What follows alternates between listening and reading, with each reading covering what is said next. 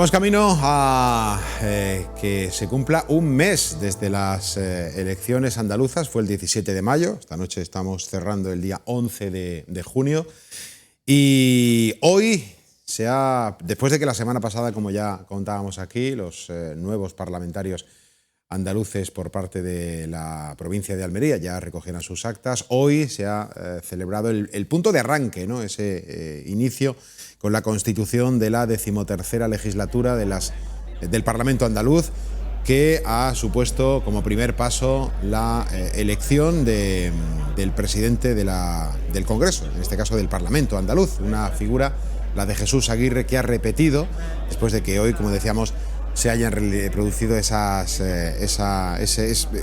votos, ¿no? Esa votación, 53 votos a favor, los del Partido Popular de Andalucía, 8 votos de Andalucía, de Adelante Andalucía, que han ido a parar a Begoña Iza, que ha sido la única candidata que ha optado también a presidir el Parlamento andaluz, y 48 votos en blanco que han correspondido al resto de formaciones, PSOE de Andalucía, Vox y Por Andalucía.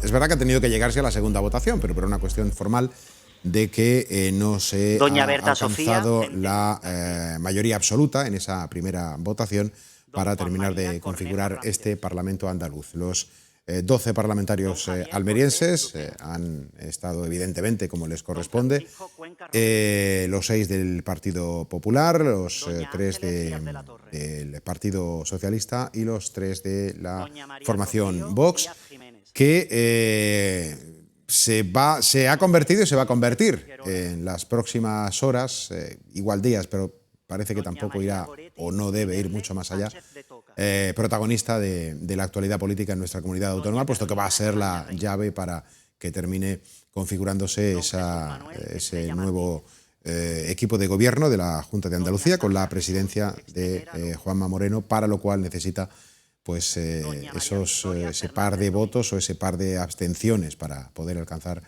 la cantidad suficiente para que no sea tumbada su candidatura a esa presidencia de la Junta de Andalucía. Bueno, pues es el tema, ha sido uno de los temas del día que vamos a tratar enseguida, pero arrancamos ya Conexión Almería, aquí como siempre en Interalmería Televisión, enseguida saludando a nuestros invitados de esta noche.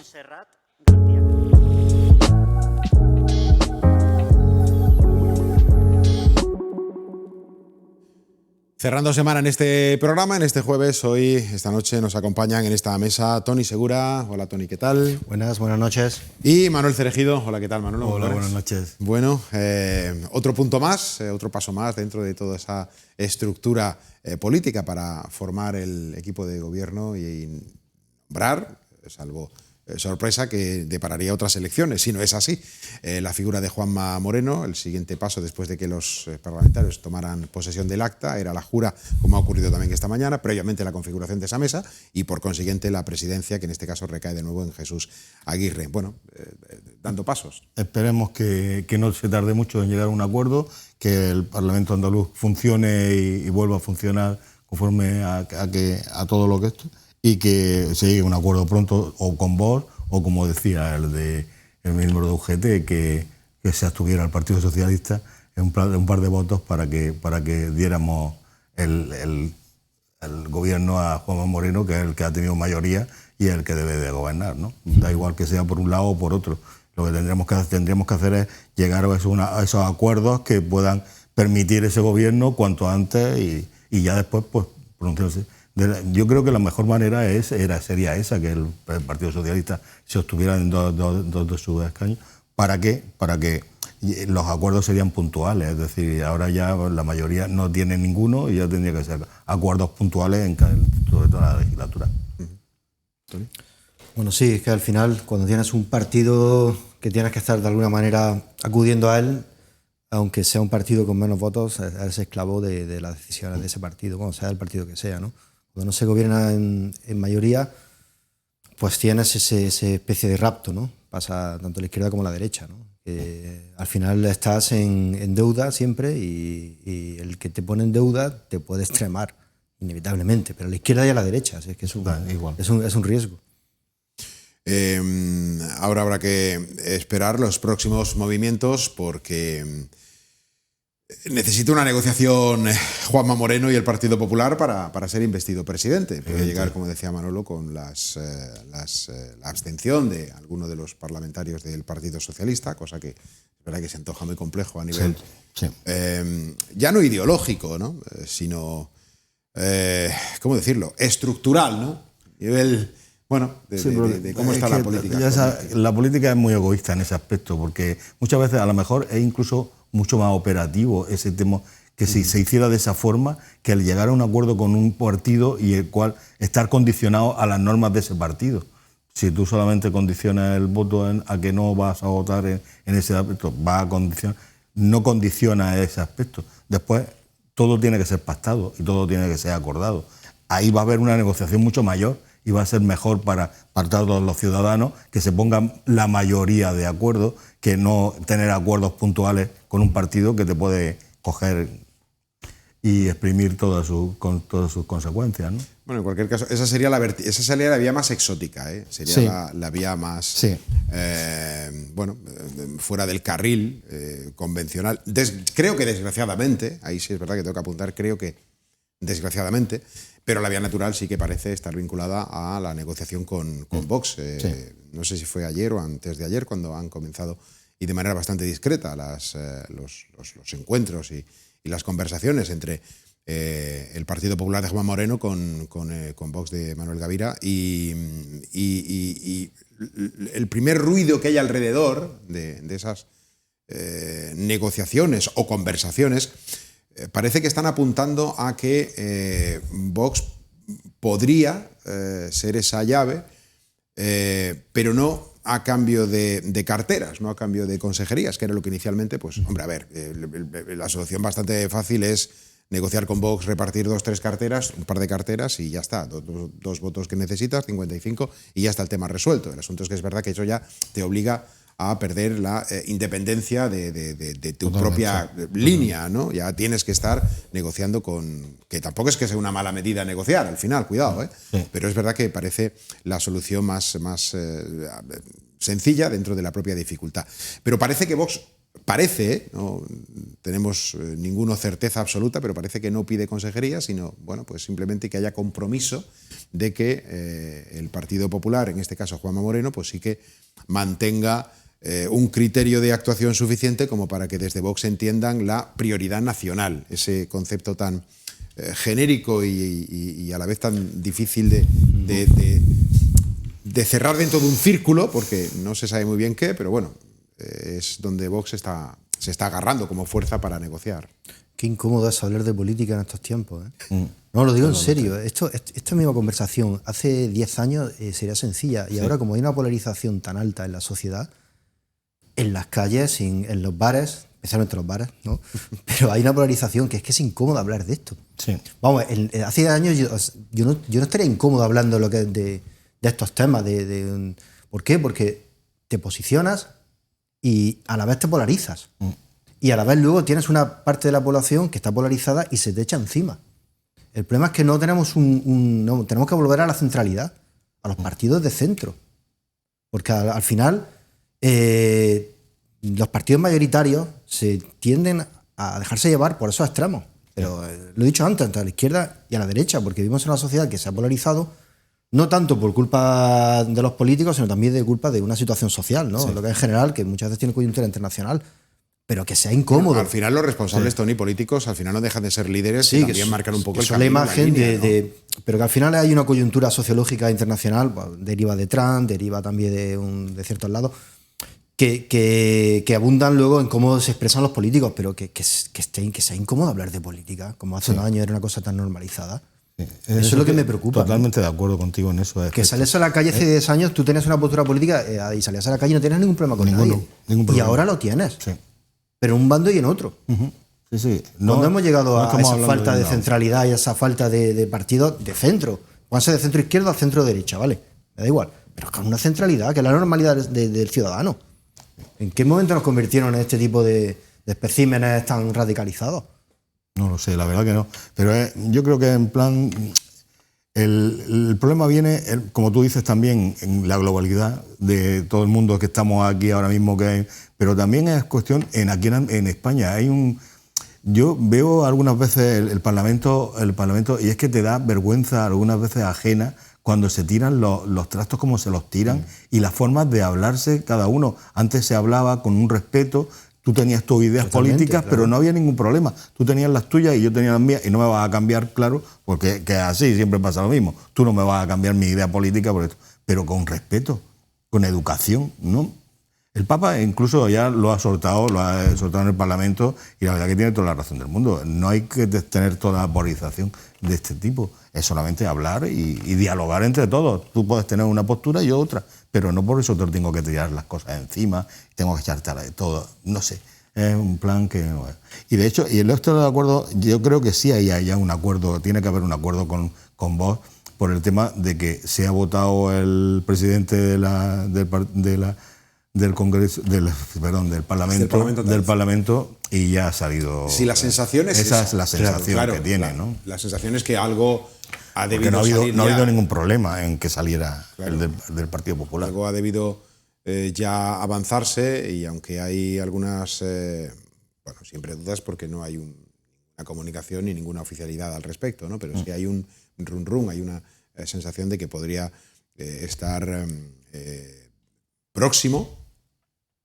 Igual estamos equivocándonos de todo, sí, completa y radicalmente, ¿no? Pero, no sé, yo a mediodía hoy he percibido eso, ¿no? Que igual hay alguna proximidad interna, no exteriorizada, pero el hecho de que hoy Jesús Aguirre, además que no haya ningún... Hombre, el Partido Socialista evidentemente no iba a presentar candidato, ¿no?, a la presidencia del Parlamento. Podía haberlo hecho, podían haber presentado todos los partidos, pero bueno, ha sido en este caso prudente y ha dejado correr. Pero tampoco ha presentado por Andalucía. Uno de los partidos de la izquierda, única que ha presentado, por Andalucía o Adelante Andalucía. No recuerdo ahora cuál es la formación de... Ellos han presentado un candidato. Estaba mirando por aquí, pero bueno, sí ha habido una candidata, Olga Manzano, que yo sepa no tiene nada que ver. Conmigo, digo. Begoña Iza, perdón. Adelante Andalucía ha presentado, estaba buscando. Begoña Iza, sí, Adelante Andalucía ha presentado a Begoña Iza. Y ha recibido 8 votos nada más. ¿No? Pero bueno, no ha presentado Vox tampoco. Pero bueno, no sé. En realidad aquí estamos como cogiendo miguitas y haciendo nuestro propio castillo con las miguitas. Luego tampoco sabemos bien si el castillo está bien hecho o no está bien hecho. Sí, porque se ha abstenido, no ha votado en contra del Partido Socialista. Se ha abstenido, no sé. Ha sido una cosa... Bueno.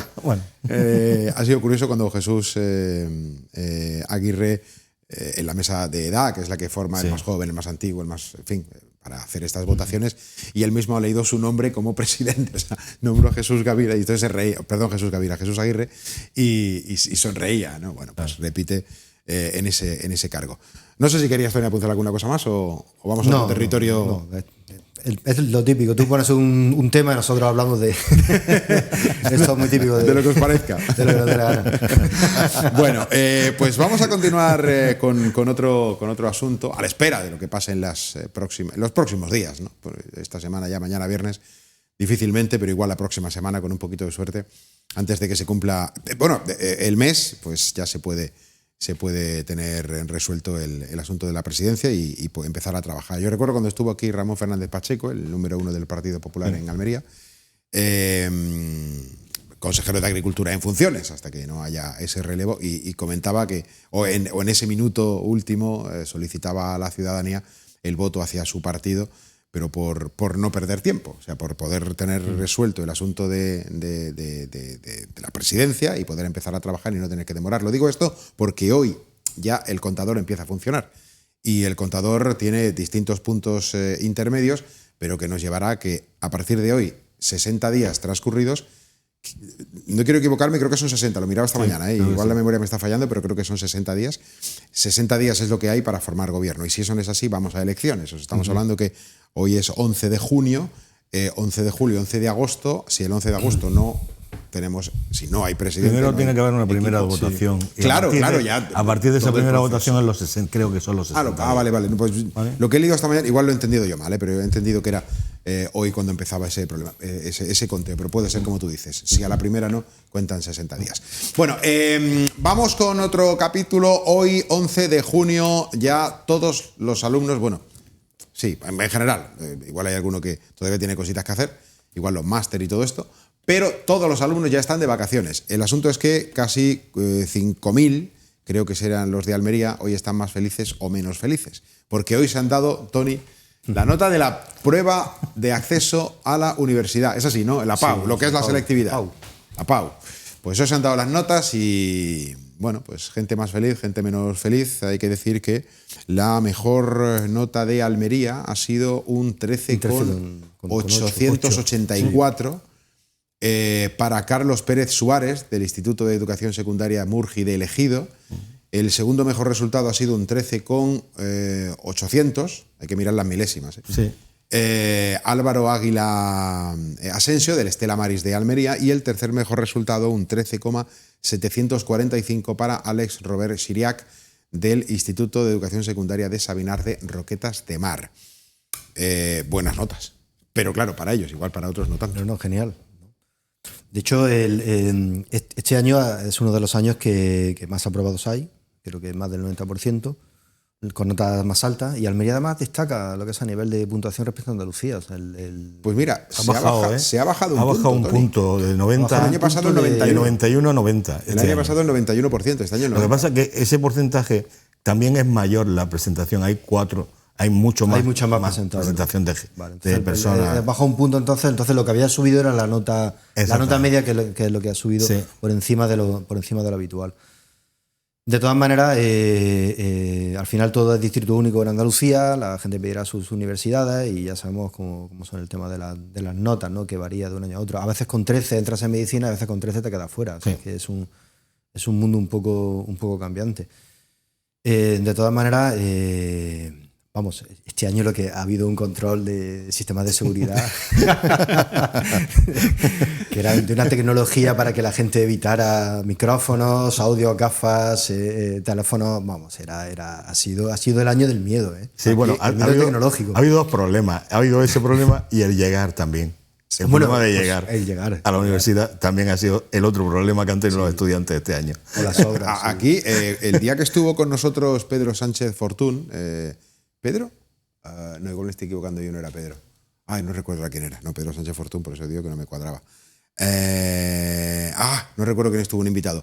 Y nos contó que justamente ese día había empezado la selectividad y su hijo, la Pau, y había hecho los exámenes y tal. Y comentaba que no había tenido mucho control tecnológico en ese sentido. Me refiero que hemos visto que en otros puntos de Andalucía, por las imágenes, y había arcos de seguridad para entrar y no sé qué. Aquí básicamente son inhibidores. Han puesto lo que es inhibidores de señal y el sistema de telefonía, en teoría, no debía de funcionar. Casi todos están conectados a lo que es a través del móvil. Incluso tú dejas el móvil fuera, tu conexión inalámbrica hace que estés conectado, que te puedan recibir. Eso se supone que eso se ha cortado. Sí, se ha cortado totalmente. Por interrupción, por campo electromagnético, ¿no? Sí. Y yo no sé ya, bueno, luego está la chuleta clásica, que eso no hay quien lo pare. Esa chuleta, la de toda la vida, la del Bolivic ahí con... que eso, por supuesto, ahí todavía nos siguen ganando. Quiero decir a los profesores que es una guerra perdida, la guerra contra la chuleta y contra la tecnología. Es una guerra perdida. Está claro. El profesorado hace lo que puede. ¿Lo dice un profesor o lo dice un psicólogo? Lo dice un profesor. Vale, es una guerra perdida, que hacemos todo lo que podemos, pero ellos están en el deber de copiarse, nosotros en el de pillarlo, ¿no? Como se dice. Y aún así, inevitablemente, tienen un ingenio espectacular. Que en verdad lo hacen sobre todo, y haciendo las chuletas como más aprende uno. Es que es así. Yo entendía que es mejor, mucho más. Cuando estás haciendo la chuleta, te estás aprendiendo mejor el tema que eso.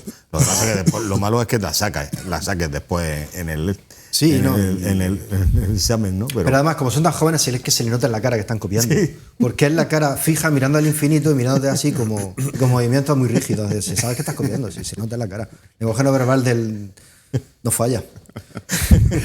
Esa es la ventaja del sistema. Porque, la ventaja del sistema, porque evidentemente, que es una cuestión bastante lógica, natural. O sea, la formación está a la gente joven. Si un examen, si tú le haces la selectividad a gente de 40 años... No pillas a nadie. No pillas absolutamente a nadie. No pillas a nadie. Es completamente imposible. Es un mundo de cínicos. Sí, no pillas a nadie ahí. Vamos, unas posiciones de gente mayor y tal, de magisterio, lo que sea, tú no pillas a nadie ahí. Tienen todas caras de póker. Sí, y además ya te darán la vuelta para hacerte ver que el que está comiendo eres tú. O sea, es el profesor. Te sientas hasta culpable. Te estás mirando, tienes que bajar la cabeza. Te estás vigilando. Sí, bueno, comentábamos antes lo del 90% de aprobados. Bueno, el 1% al final es insignificante el porcentaje, porque tiene mucho que ver. El porcentaje sabemos cómo a lo que va, pero el volumen evidentemente ha crecido, ¿no? Como decía Manuel antes, ¿no? Ha crecido y por tanto el porcentaje puede estar ajustadito, pero en número de aprobados seguro que hay más que el año pasado.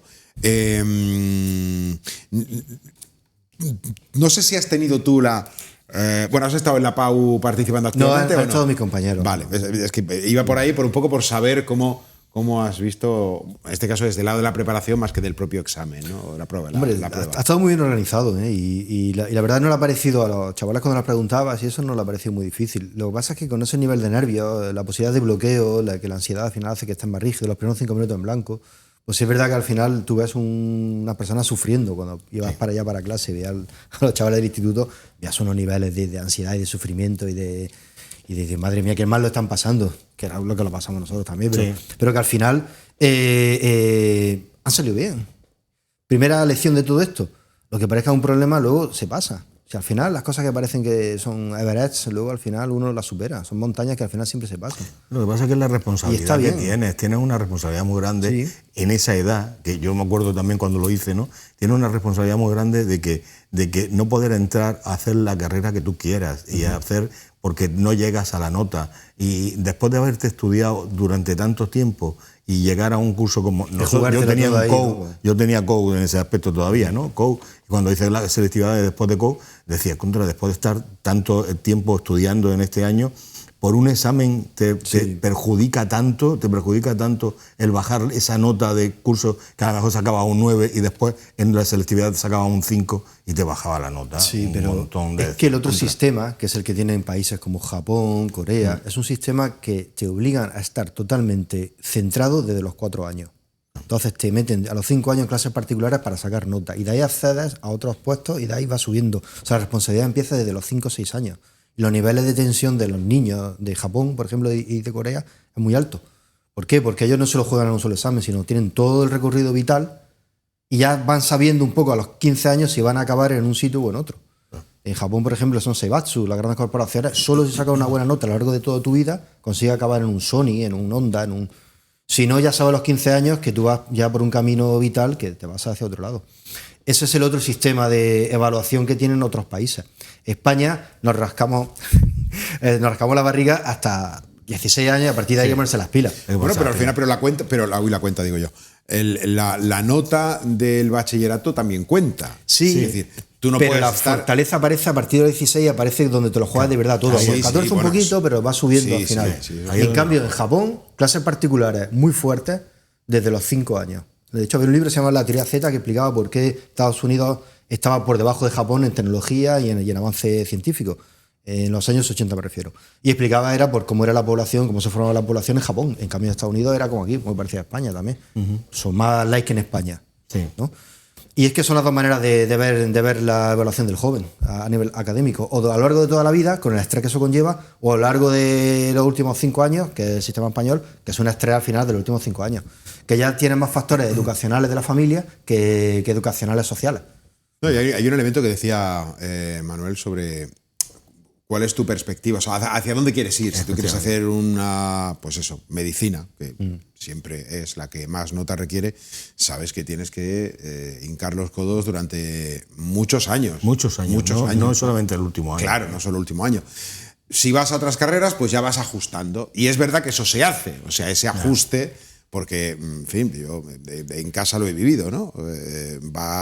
Vas viendo hacia dónde quieres ir, tienes la referencia del año anterior, sabes cómo vas de bachillerato, sabes la nota que tienes que alcanzar y al final, pues eso.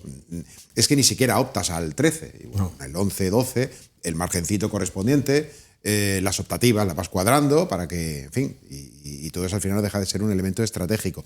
Que eso también conlleva un riesgo, ¿no? Que es que juegas a un determinado rango y como te falle algo estás fuera de ese rango, pero es verdad que luego hay otros otras carreras con menos demanda y con nota bastante más baja que al final pues sí que permita a algún alumno, y probablemente hoy se haya dado el caso, ¿no? El caso de que cuando vas a ver las notas, pues a lo mejor te encuentras con un 4 y pico, igual a lo mejor de todas las asignaturas, por encima del 5 solo tienes una o dos, ¿no? Y el resto están ahí raspando. Pero cuando empiezas a computar esto más lo otro, te da de suficiente y dices tú, pues sí, voy sobrado, ¿no? O sea, al final ya está, no he tenido por qué dar, porque la carrera correspondiente pues lo permite, ¿no?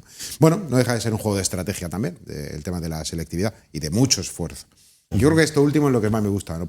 Personalmente, por esa cultura del esfuerzo que se va perdiendo y que en puntos como este pues nos hace recuperarlo, ¿no? Y entonces esa gente joven, esos perfiles de gente joven se dan cuenta de que no gain, no pain, ¿no? O no pain, no gain. Sí, ¿no? de todas maneras la cultura del esfuerzo no hay ganancia, ¿no?